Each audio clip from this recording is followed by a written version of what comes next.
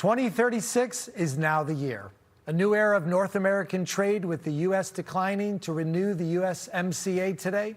The stage is set for potentially a whole new set of relations with our closest trade partners in 10 years from now. Barron's Investor Circle newsletter editor Josh Schafer is live on set with us to discuss all of these details. Josh, I'm so glad to have your insight and expertise. So welcome to the set. Yeah, thanks for having me. Appreciate it. So Josh, you know, this is kind of, I think of this as a pause. You know, we're still in this deal for the next 10 years. Yep. This is an opportunity to reimagine. You know, things are very different now than under the first Trump administration when we entered and negotiated this deal.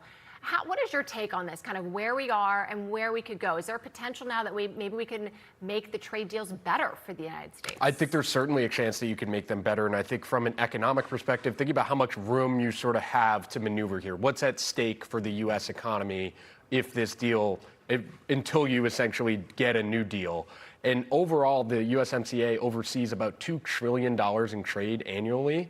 18% of that is autos. So I think autos is sort of the thing to focus on here. What this means for Ford, GM, Stellantis, your big three in the US. I think largely people had expected no extension to be made today. If you just look at something like the stocks on those three companies, which is something I'm following all day, you didn't see a big reaction. This was largely anticipated. And then to sort of zoom out, I mentioned autos, but broad economy-wise, the economists over at Oxford Economics estimate that this could be a 0.02% drag on GDP, 2 basis points, not a lot. So there's not a lot in terms of overall things to be worried about for now. The question becomes overall, you introduce uncertainty. We went through this with tariffs last year. That might freeze a little bit of business activity, but I also think the tariff experience of last year showed you maybe it freezes a little bit of business activity, but the economy's been doing pretty well for about 12 months now, so it hasn't really stopped the U.S. economy. Yeah, Josh, I think the president is actually pretty clever here to bifurcate the two countries and just say, we're just going to have our own relationship. And the relationship with Mexico seems to be going a little better.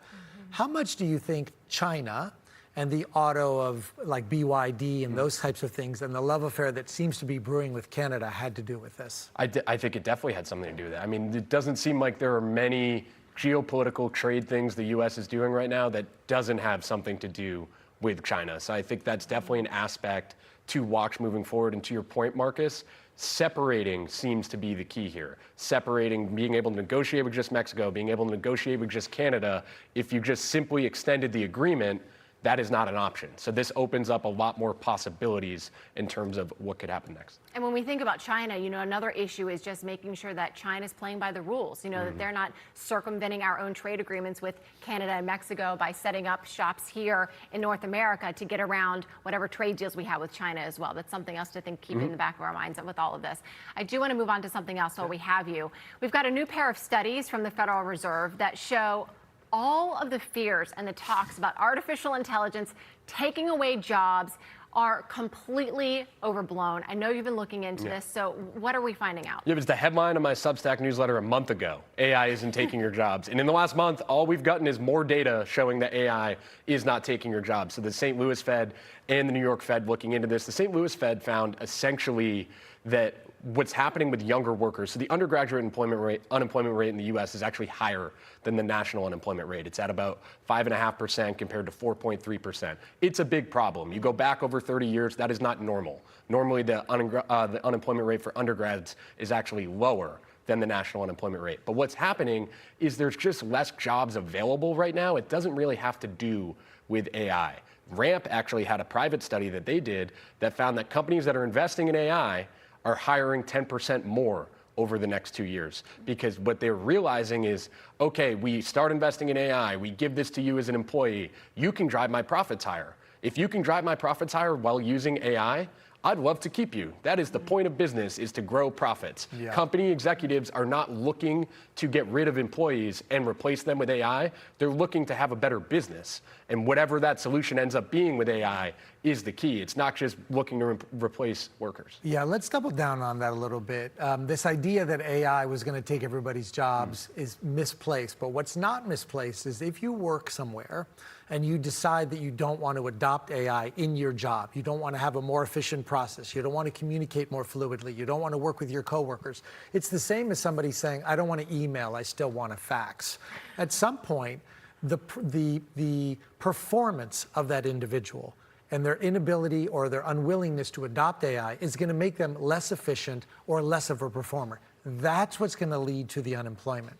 The second topic that I do want to also talk to you about is this idea that there's unemployment is bigger at the younger ages. I want you to be very bold here and say, why is that really the case?